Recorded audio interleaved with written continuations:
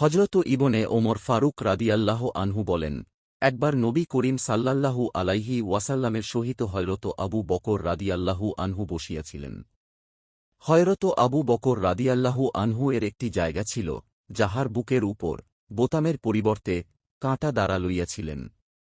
এমন সময় হযরত জিব্রাইল আলাইহিস সালাম অবতরণ করিলেন এবং রাসূলুল্লাহ সাল্লাল্লাহু আলাইহি ওয়াসাল্লামকে আল্লাহর পক্ষ হইতে সালাম জানাইয়া জিজ্ঞাসা করিলেন, ইয়া রাসূলাল্লাহ, কি ব্যাপার? আমি হযরত আবু বকর রাদিয়াল্লাহু আনহু এর পরিধানে জায়গা দেখিতেছি, যাহা বুকের উপর কাঁটা দ্বারা আটকাইয়া রাখিয়াছেন। রাসূলুল্লাহ সাল্লাল্লাহু আলাইহি ওয়াসাল্লাম বলিলেন, হে জিব্রাইল, আবু বকর তাহার সকল অর্থ মক্কা বিজয়ের পূর্বে আমার উপর খরচ করিয়াছে। এখন তাহার নিকট এই পরিমাণ অর্থ নাই যে বোতাম লাগাইতে পারে।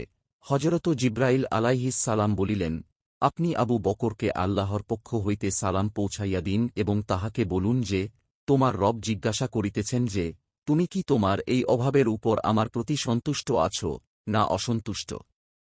নবী করিম সাল্লাল্লাহু আলাইহি ওয়াসাল্লাম হযরত আবু বকর এর প্রতি চাহিয়া বলিলেন, হে আবু বকর, এই যে জিব্রাইল আলাইহিস সালাম তোমাকে আল্লাহর পক্ষ হইতে সালাম বলিতেছেন এবং আল্লাহ তাআলা জিজ্ঞাসা করিতেছেন যে, তুমি কি এই অভাবের উপর আমার প্রতি সন্তুষ্ট আছ না অসন্তুষ্ট? হযরত আবু বকর রাদিয়াল্লাহু আনহু ইহা শুনিয়া কাঁদিয়া ফেলিলেন এবং বলিতে লাগিলেন, আমি কি আমার রবের প্রতি অসন্তুষ্ট হইব? আমি আমার রব্বের প্রতি সন্তুষ্ট আছি, আমি আমার রব্বের প্রতি সন্তুষ্ট আছি।